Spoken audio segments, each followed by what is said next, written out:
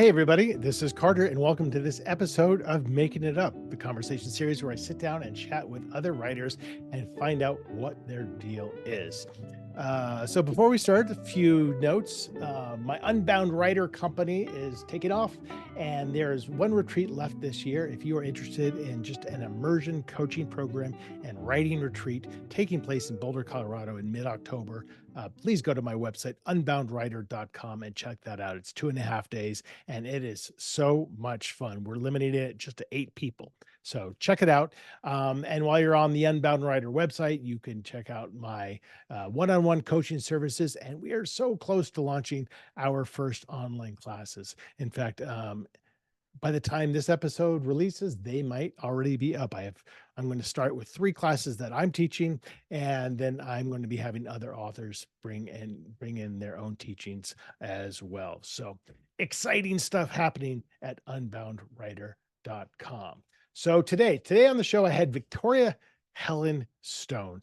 And that is actually the pen name for USA Today bestselling author Victoria Dahl. So Victoria, under the name of Victoria Dahl, wrote more than 25 romance novels. So highly prolific, and even in our conversation, she admitted to writing 3 in 1 year, which is just, it's insane. That's a lot of work. I'm a book a year kind of person, and even that feels like a lot of work and hard to keep things straight. So I can't imagine doing 3. But she had this transition in her life, and it was really precipitated by her romance editor leaving the genre and moving into suspense.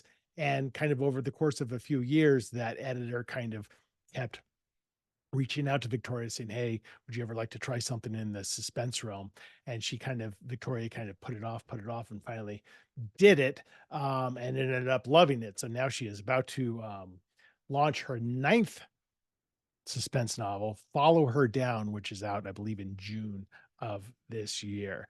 So she's really just made this big change into writing mystery suspense thriller for the last 9 books, after doing more than 25 books in romance. So we talked a lot about, how do the audiences change? What are the different styles? How do you treat characters differently? What are the expectations and rules, the differences in those between romance and getting into the suspense arena? So it was really interesting to talk to her. She had a lot of good insights, and I'm excited that I'll get to see her at Thriller Fest in a couple weeks. So this is a good one, folks. This is my conversation with Victoria Helen Stone.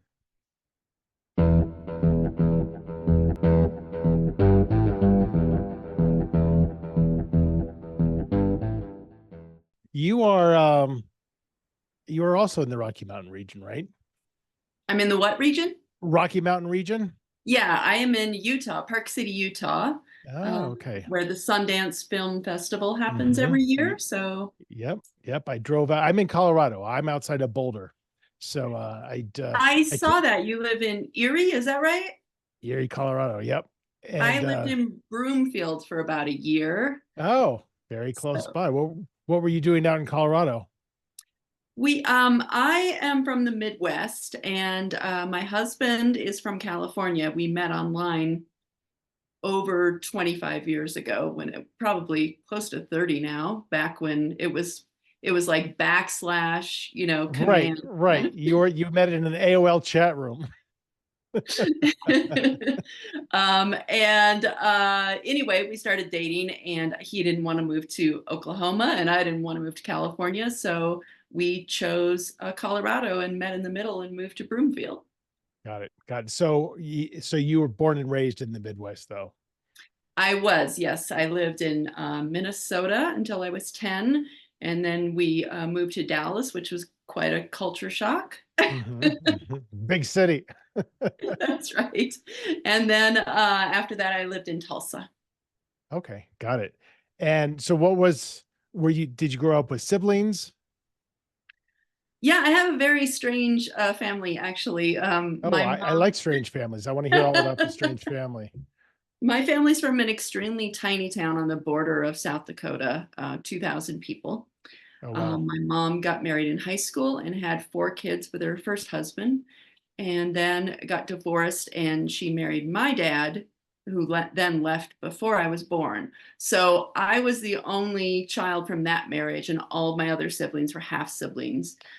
So within this small town, like they would go visit their dad and stay with their dad, and I didn't have a dad, so I would stay with my grandparents during the summer. So it was a Hmm. very weird and fractured kind of um, uh, upbringing, where I had a very big family during the year, and then in the summer I would go live in the country by myself with my grandparents. So yeah, it was kind of Yeah, interesting. that's, does that follow you to this day in the sense of you have these swings where like, okay, I can't be around people anymore. I just need an extended time by myself. Oh, definitely. That's Like I interesting. love going to writing conferences. I'm going to Thriller Fest, and Yeah, I will see you there. oh, great. Okay. But when I get home from something like that, I can't even answer emails for like a week. I'm just completely shut down. Right, right, But right. yeah, I have a little bit of a weird remove kind of, like Yeah, I love my family, but we don't talk very often or anything. We're all very independent, and yeah. yeah. Yeah, and it's interesting. It's always interesting to see how whatever your upbringing is, how it manifests itself in terms of your writing. Things that it's because it's all just wormed into your subconscious, right? Where you'll write something and then you go back and read like, oh my God, I'm just like my mother, or whatever it is. I totally Yeah. see that all the time. And even just like traits that aren't necessarily pronounced traits, but just little things like, why, I wonder why I'm writing about this. And it's like, oh, this sounds like my dad or whatever. Yeah. Eh, you can psychoanalyze yourself by just going back and reading your own stuff, I think. Exactly. I'm very much. I didn't realize until I talking to my husband about it how weird it was that I grew up in this big family, but my youngest sibling was 5 years older than me. So Wow. I think psychologically that's almost like being an only child, right? Like I'm far removed from everybody else. Right. Um, and then I'm really obsessed with the secrets people carry around them, the secret lives they Hmm. have. Hmm.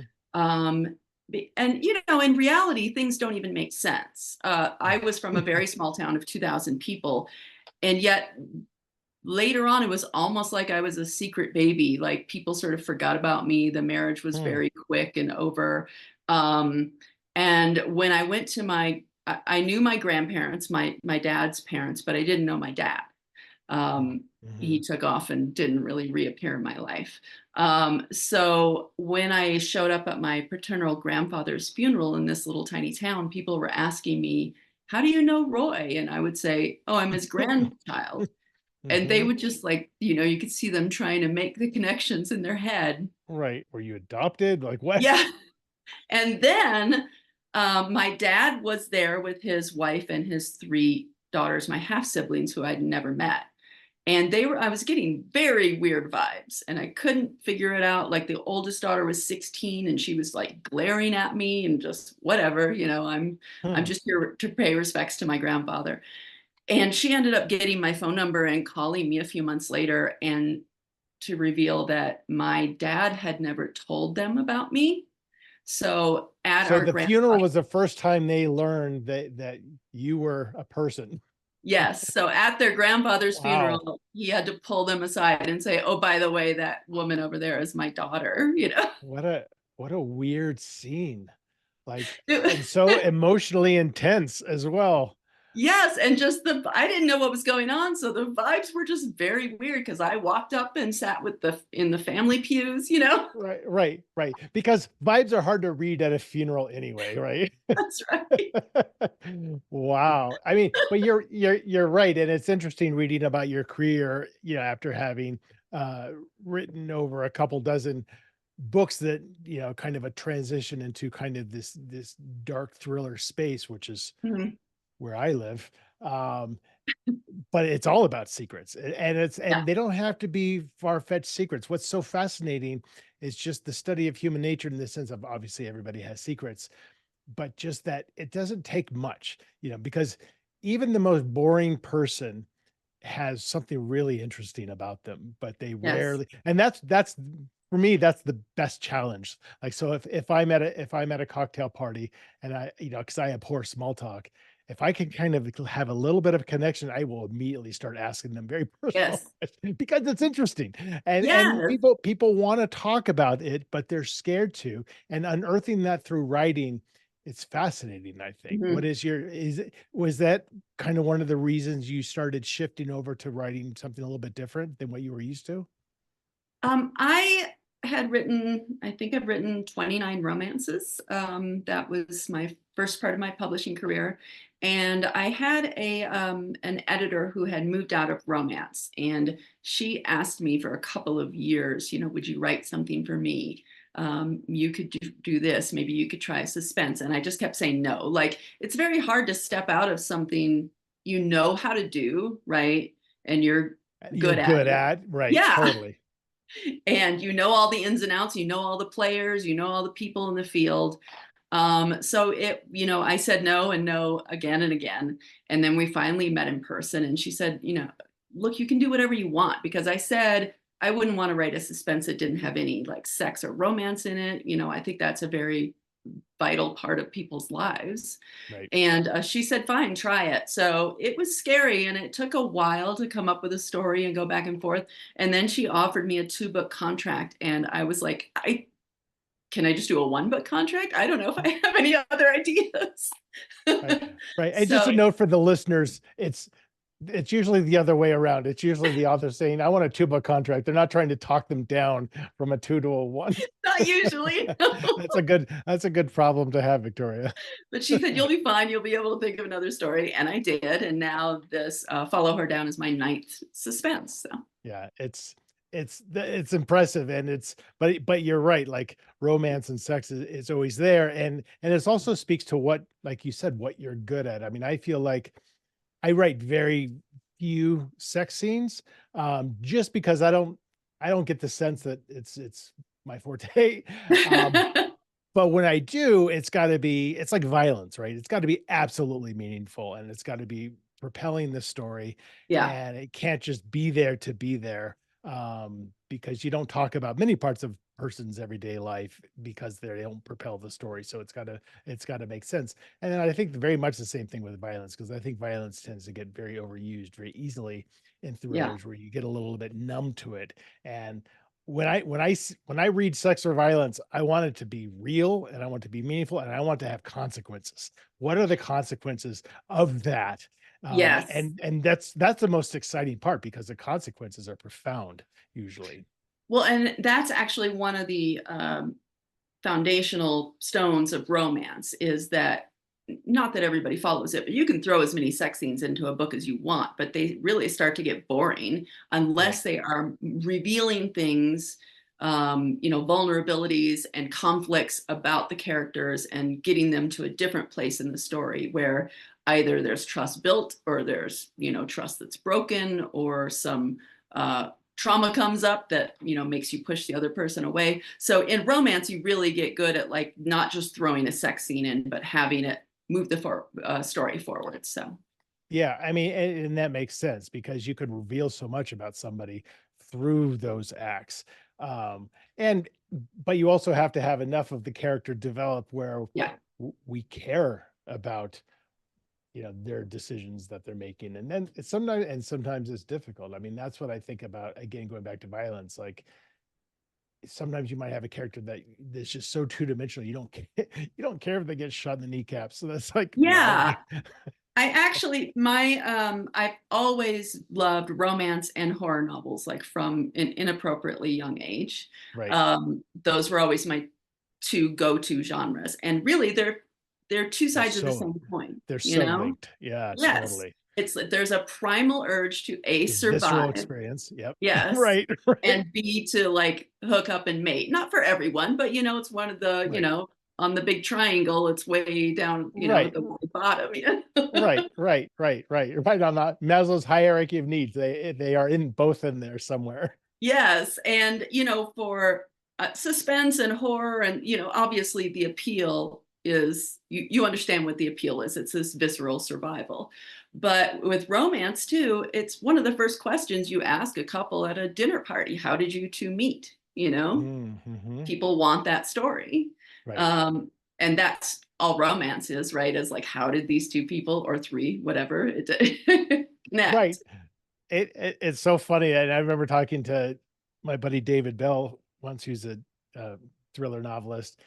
And it's the same, like you write book after book, and I'm sure as a romance, like, okay, what's the way that they could meet that I haven't done before? What's kind of Right. interesting? So, and I remember David saying, like, I got to think about a new way to kill somebody now. And it's getting difficult. Yeah, But it's the same thing. It's like, how do I make this real? How do I make it interesting? How do I make it different? And yeah. romance is such a competitive space. And I use competitive loosely because I know authors aren't necessarily competitive all the Yeah, time. romance readers read a lot, luckily. So Yeah, exactly. And you're speaking to the, and that's really what it is like everyone wants to have that what if this were me experience when they're reading your book, whether it's romance or a thriller or horror. And with something like horror, they can step back and be like, okay, I'm safe.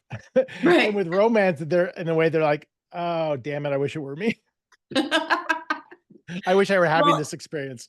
and it's sort of the same question in romance. The question is, who can I throw at this person that would be the worst possible person for them to fall Right, for, like at right, that time in life or for what they're dealing with. And then in suspense or horror, it's like, what is the worst situation I can throw this person into with their own personal demons and circumstances. So yeah, it's sort of really being a little mean to your characters in both instances. right. Totally. Because everyone wants, like as a writer, I think, or at least maybe I should say what I want is I want a good outcome for my protagonist, but I want them to suffer to have to get there. Uh, Yes. the whole time there should be some degree of suffering that pushes them to a place of eventual self-actualization, I think. And they can only reach that place through that struggle, whether that's a terrible relationship or actual fear for their lives. Right. Because it makes the payoff that much better, I think. Yeah, and when I've got to say, I was terrified to start writing my first suspense, but once I started it, it felt very freeing because in romance, you're trying to throw the worst situation at this person, but they have to be completely redeemable at all times. Both protagonists, because you want them to end up together at the end and to know they're going to have a good, healthy relationship. So you can't just throw anything in there. You can't have them do anything because Right, you got to be rooting for their relationship. right, And in suspense, all of a sudden I was like, oh, these people don't have to be redeemable. The actions they take don't have to be forgivable. They just have to be understandable. right. Um, Which is so, also a struggle sometimes. And sometimes as the author, you don't have enough perspective because you're so rooted in, because I tend to write from a first person present tense point of view. So I'm in this person's mhm, head for the entire book, and it's usually a woman. And you think about like, okay, I don't really, no one really cares if they're likable, but they have to be interesting and compelling, and to your point, understandable enough that someone's going yes. to keep turning the pages. And sometimes you just don't know. You're just like, yeah, because you don't want them to be a Pollyanna where like they're a great person, because that's boring. But Yes. if they do some things, you're like, oh, I don't know. I don't know if this is gonna Yes. and you need that beta reader, you need that agent or the editor to tell you, like, oh, this really turned me off when this happened. Yes. My most famous book is Jane Doe, which is a first person point of view of a female sociopath. And Wonderful. I That's like had right in my wheelhouse. oh my God, I had a blast Right, writing her. And it was the easiest thing I've ever written, which is a little scary. right, But being a nice Midwestern girl who's always, apologizing and qualifying, I got to write a character who doesn't apologize for anything, who doesn't have self-doubt, who isn't thinking things over too much. So it was so freeing. But the whole time I was like, is anybody else? I love her. Is anybody right, else going to like her? She's a sociopath. right. And it was scary. And luckily, everybody loved her. But you have to figure out how to thread that needle. Yeah, but you're right, and it is fun. But what's interesting about writing from that point of view specifically is that I think writing first person present tense, and I've said this a lot, I think it really requires an author to have natural and deep wells of empathy, Mm, because you are so intimately in this person's point of view that it's really hard to pull off unless you can really empathize with them as a character. And here you're empathizing with a character who they themselves have no empathy. right. They exhibit and contain zero empathy, and so you have to like walk around and they're like, well, what does that feel like? So they still have to have, in my opinion, I think they still have to have a moral code. That moral code Yes. can be completely skewed, Right. but they, you know, your villain is always somebody who believes what they're doing. They're not Yes. snidely whiplash and they're just evil for evil's sake. They have a belief system that's singular and important to them that nobody else can relate to. But that's like all of us. It's just all on different degrees of the same scale. But there are certain things if you have them do it, then like killing an animal or something like that, Yeah. and I've learned that myself. I've learned that I've gotten some pushback, for even for killing a dog that was off scene. Mm, Nobody even knew who the dog was. It had never been talked about before. It was 2 cops saying, "We found this dog. It had been murdered." And that's all it took yeah. for Goodreads to be like, "Animal cruelty and torture, don't ever read from this author." Yeah, the funny thing is that sociopath character, I had her adopt a cat halfway through the Oh, book, right. but, for her, she's delighted with this cat because it's like her own little sociopath, Right, right? Like right, well, that's the perfect animal for a sociopath, is somebody as selfish.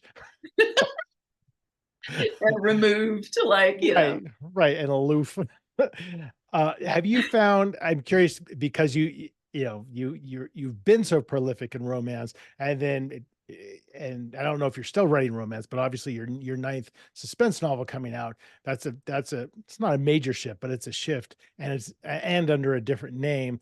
Have you do you see just such distinct, um, audiences? Do you see your reviews are different? Your, you know, the profile of the person who's reading your book is completely different, or does it feel kind of the same?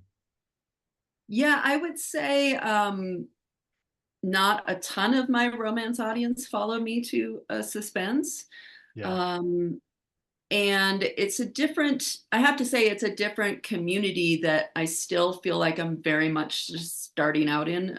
Obviously the pandemic didn't help things with networking and that kind of thing. So that was an interesting shift for me to go from being in the romance community where I went to so many conferences and knew so many people to being sort of the new kid on the block, which was fun in some ways, honestly, just to walk around anonymously and have no one know who I was. But it's been a bit of a challenge in finding time to try to keep up with my friends in romance and their writing, and also, dive deep into suspense and the writers that everybody knows and the new up and coming writers. So, Yeah. but I don't write as much anymore. With romance, I was writing, 2 to 3 books a year and some novellas. What's the Um, typical word count for, and I know novellas are obviously shorter, but for a romance novel that you were writing, what's It's like about a, 90,000 words. so it's, yeah, so it's similar to suspense. So they're, Yeah. so doing 3 of those a year, that's insane. That year was a complete blur. I wouldn't even know how to keep anything straight. I feel, I mean, it takes me a year to write a book, Mhm. and a lot of that's self-imposed. I only write an hour a day, and I could write more, but I also feel like I need, because I don't outline, I need that time to write 500 words, and then somehow that all develops in my head for the next day, so it Yeah. propels me forward. I think if I could write a book in 3 months, it wouldn't be a particularly good one. So I'm always envious of people who are just like churning stuff out and they're all like top notch, and I don't know how those brains work. Yeah, I could not do it anymore. I mean, I was, younger then, Yeah. and, the 3 books a year was extremely difficult. It was like you're editing the book you just finished, you're writing the second in the series, and you're plotting out the third because the publisher wants to know what the back cover copy is gonna be. Right. And what we called lunchables, dinnerables in my house because my kids Right. my kids at the end of that year, they were tired of pizza, and these are Yeah. like, 8 and 10-year Right. olds. they said they'd be happy with pizza every day for the rest of their lives. Well, let's try that out. Yeah, let's try it. Let's see what happens. So now that I'm writing suspense, it's one book a year. I take a few months off to just let things percolate. My husband retired early, so we go on a lot of road trips, and Oh, that's nice. I'm just looking out the window and going, what is that place over there? What's that Right. abandoned town in the middle of the desert? And Right. so, just letting things percolate and pop up. That's great. That's amazing. And I would, and this is said completely out of sheer ignorance. I would suspect that maybe romance has more, I don't know if rules or that's the right term, but I feel like this way about mysteries, for example, like there are certain expectations and certain elements that you have to have. And I think Yeah, once you get into thriller suspense, all bets are off. yeah, I think it's got to be an emotional book mostly, because I think people need to have that fear for themselves as they're reading it. But it can go because sometimes I'll have people who review and like, oh, I guessed who the bad person was a third of the way through. I'm like, I don't care. Like yeah, that was never my intention was to hide the bad person because this isn't a yeah. mystery. I you don't know, have that either. I don't care. Like, I'm not looking to try to figure it out along the way. But I right, do think in thriller and suspense, and maybe this isn't fair, but it is more about the emotional depth of getting into that character's life so that you feel the fear for right, them, that right, you are invested in them.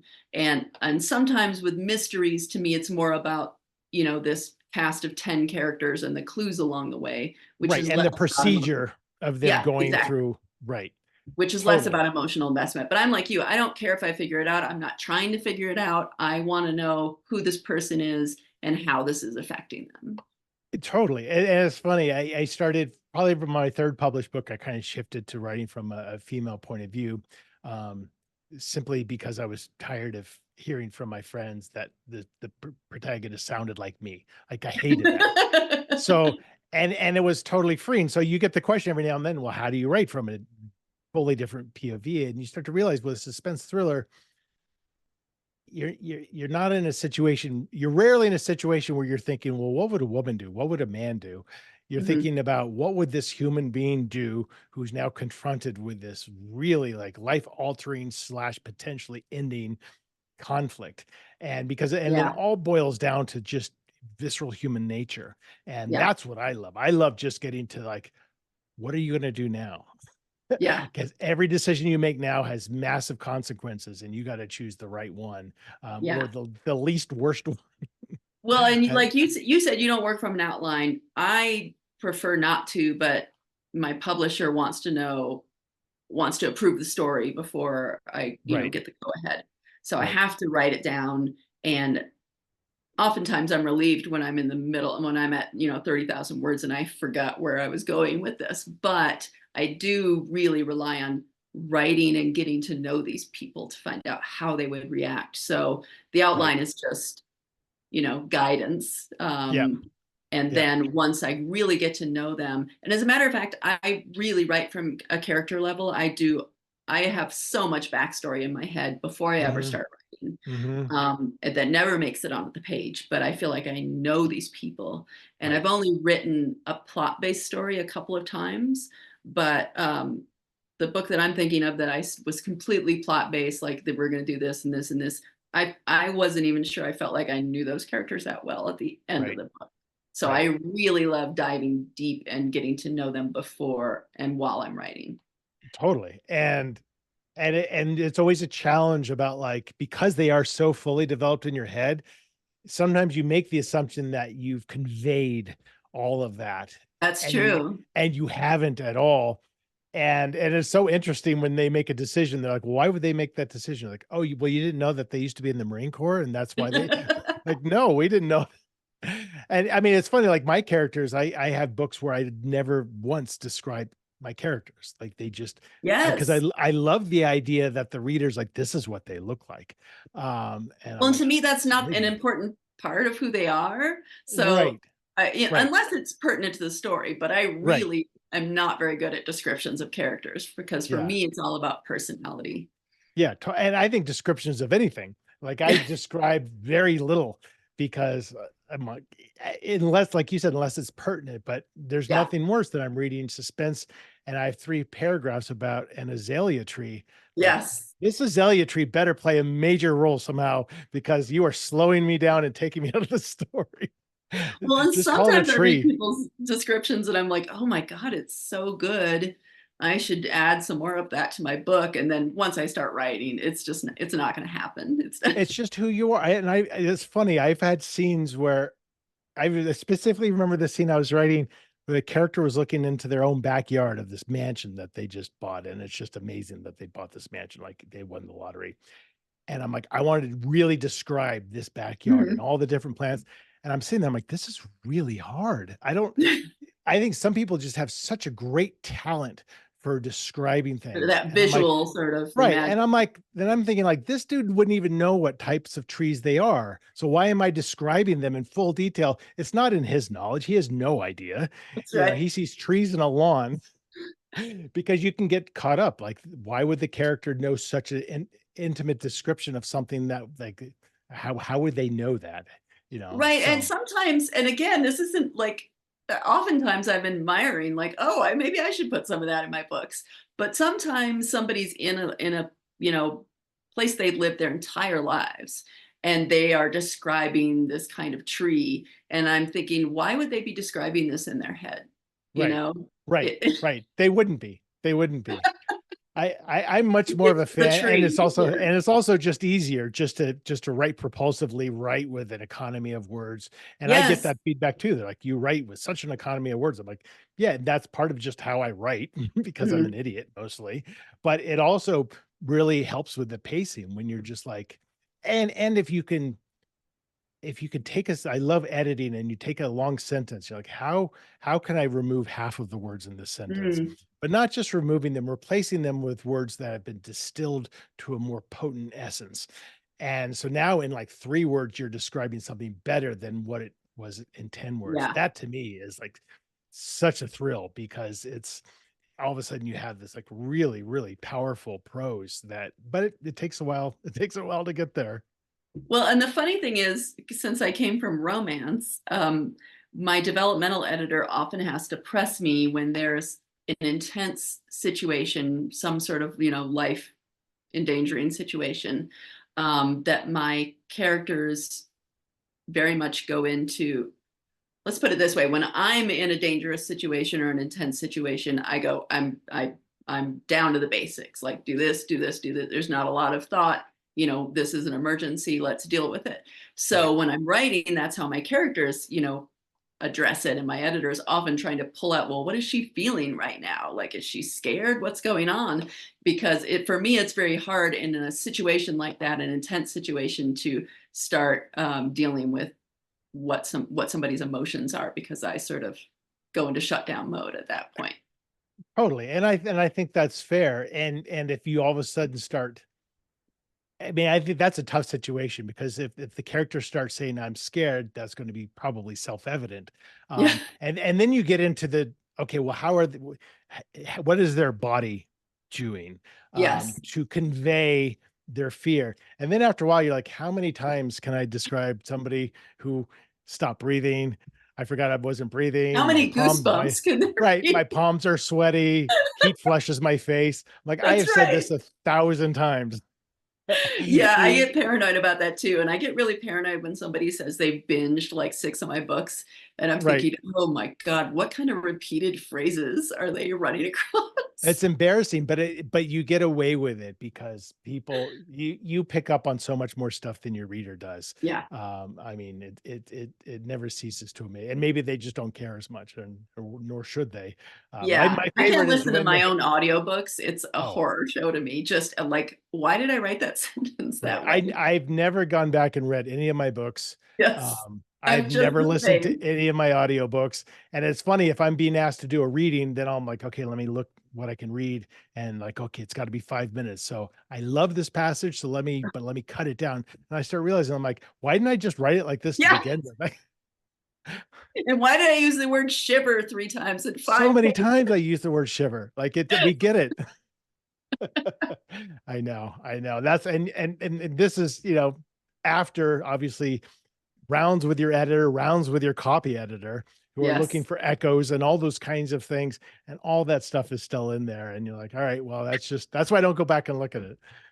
I agree. I can't do it. And my last pass, I read out loud because you can really pick up on See, that word, I've the word wanted to do shiver. that. Like, Yeah, that's what I've heard. I've heard there's nothing better to do. And I can do that with a short story, but I've never, or a chapter, but I've never done with it my entire book because I just don't have the patience for it. So yeah. I applaud that. I really need to give that a try. Have you thought about I mean, have you dabbled with any other type of genre or thought about it No, the only thing I started writing a gothic like a gothic horror historical kind of a thing? suspense. Okay. Hmm? I was going to say like gothic horror or but more suspense. Yeah, more like, yeah, mystery in the castle kind of situation. And it was, my agent sent it out on spec to a couple people, and some people thought, well, maybe they'd like to see it when I finish it. But then I was just, back Yeah. to working on my suspense. But it's back there percolating because it has a lot of. I wrote historical romance for my first 5 books, I think. Oh, okay. Uh, So that's a big difference in research when you start talking about anything historically driven versus like a psychological thriller or something like right, it, right. depending on what the person's, vocation is and things like that. I mean, I Yeah, but do. I already love that time and that voice, so it would be really fun to combine it with suspense if I get to that point of going back to it.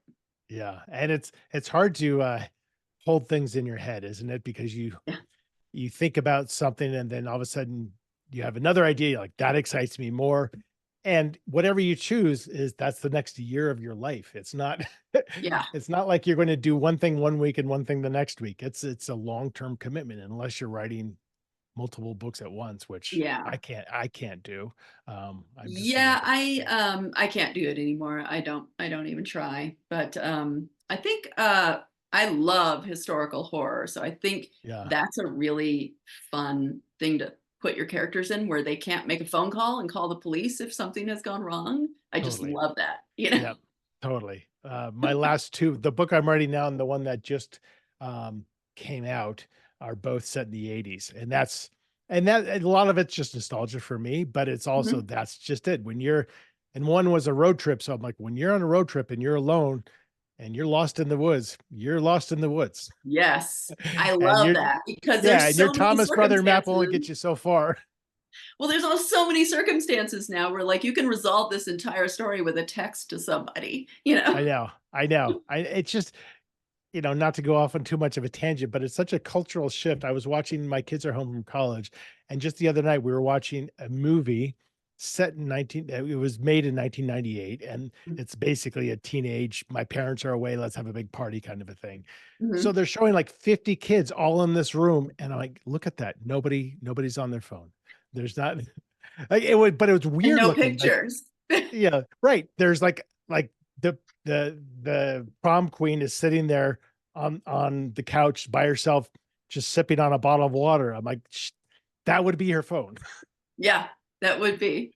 It's just so bizarre. And then you have your next book, which is just about to launch in June. Is that right? Yep, June 4th, follow her Follow Her down. Down. Mhm. What is Uh, kind of the overarching idea of Follow Her Down? it's the story of Elise, who at age 35 is finally starting to grow up. Um, she has spent her whole life sort of in fight or flight mode. When she was 10, her teenage sister went missing from their very Hmm. small town in the mountains. So, her whole childhood was just being the sister of a missing girl, and everything that entails with her mom's attention and the whole town knowing. So she took off when she was 18, and now she's 35, and she's finally been convinced that she has to face her demons. So she moves back home and stops taking pills and is trying to stop drinking. And then her former lover turns up dead in the same place that her sister was murdered. Hmm. So the So they cops are, found the sister yeah, 10 years later, 10 years later. Wow. somebody confessed to what had happened, and then he dumped her in the river. Oh, So the police are knocking on her door, and her brother is a conspiracy theorist, and he is trying to convince her that the two deaths are actually linked and there's a conspiracy. And then evidence starts to pile up that he might not be crazy and that might actually be connected. Oh, that sounds great. And 35 is kind of that sweet spot for a suspense protagonist I've found. It It just really is. it's Yeah. I mean, because the 20s, that would be a very different story, right? right, right, right. And And I think you stated it correctly. Like she's finally deciding to grow up. That's that age of like you if you don't grow up by yeah, then it's a whole different story for the rest of your life. that's right. In that the 30s to 40s, you either get it together or, it's Or probably it's not never gonna. coming together. Right. Right. But she was a Well, lot of fun to write. I mean, very I used to get a lot of criticism from my romance heroines being unsympathetic, like they were a little bold and mouthy and not looking for love and not looking for forever, that kind of thing. And I very much get back to that with her, like she's never going to settle down, but she needs to get her stuff together. And the right. man that they find dead is actually a married man she had an affair with, so that's I love very all of much that. complicates things. Right. Right. Oh, that sounds wonderful. Well, congratulations on your next book. And we're going to wrap up. Before we do, we're going to do the thing that you've been looking forward to so much Oh for boy. this whole thing, the making it a portion of the show, I right? agonize over every word I put on the page, right?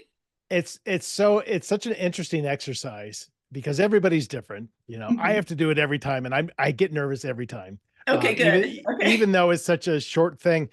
But and you're right. Like I had one very well-known best-selling author just say, I literally can't do anything unless I'm moving my fingers. Like it, and I had another best-selling author who was like, who who did the story, but as if they were speaking into a text because they would speak out the punctuation as well. Oh my Um, gosh, that's pretty yeah, cool.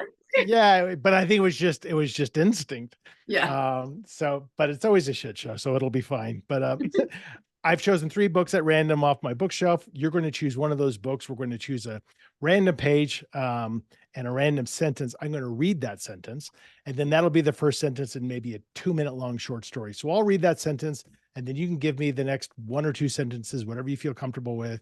Then I'll do a couple sentences, and then we'll kill it off before too long. Okay. Um, these are all books sent to me as part of this podcast. That's the only thing that they have in common. In Any Lifetime by Mark Guggenheim, Araminta Hall's One of the Good Guys, and Peg Tire's Strangers in the Night. So pick one of those. All right, let's do One of the Good Guys. I like that Yeah, title. she was great to talk to. She's fantastic. A British author. And give me a page number between 1 and 300. Let's do 218. Okay, so I'm going to quickly I don't even, this is weird formatting. I don't know if these are, I don't even know what this is supposed to be like internet postings, I think. So let me just quickly, okay, I'm just going to read the sentence and you can do whatever you want with it. Okay. I think the truth is women don't know what they want. He said. Mhm.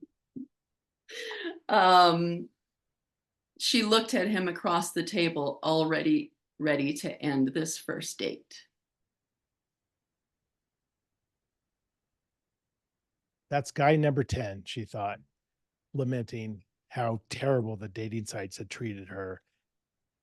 She didn't even really want a long-term relationship. She just wanted somebody interesting to talk to just for once.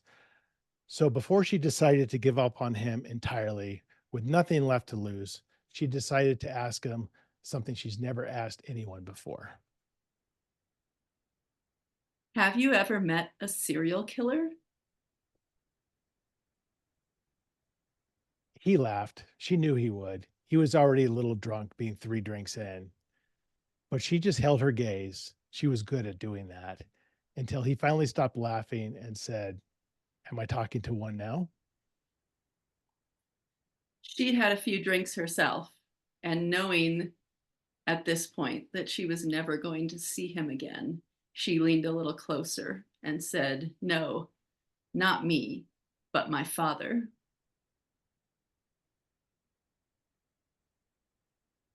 The idea of never seeing him again became more and more compelling to the point where she wondered what it would be like if nobody ever saw him again. All right, we'll just call it there. We got to end it there. Because she clearly has to have inherited some of the traits. You know, you're not going to be scot-free being the kid of a serial killer. There's something burrowed in your brain that get enough drinks in you, you're like, bet I could do that. Yeah, or how much like my father am I? Right. I love all that stuff. I write domestic suspense mostly, and I love just the family dynamics of messed up families, and just like, are you destined to follow in these footsteps, despite all of your efforts, to be exactly the opposite? I find that Absolutely. fascinating. That stuff's great. Absolutely. Well, Victoria, what a great pleasure to talk to you. Congratulations on your upcoming release of Follow Her Down, and I think I will probably see you at Thriller Fest. All right, I'll see you there. Thank you so much for having me. All right, take care. So that's it. That is my conversation with Victoria Helen Stone. She was trepidatious about the making it up part, but I kind of think we knocked it out of the park. That was fantastic. If you want to find out more about Victoria, just please go to victoriahelenstone.com, or you can remember that she also has more than 24 romance books out under the name Victoria Dahl. And while you're on the internet, please go over to carterwilson.com and you can check out my newsletter, my appearances, my blog, my books, most importantly, buy my books. And then you can go to unboundwriter.com to check out the services I offer in terms of one-on-one coaching, writing, coaching retreats, and online classes. Friends, that's it for now. Thank you so much for watching and or listening to this episode of Making It Up. Another episode will be out just next week. In the meantime, take care.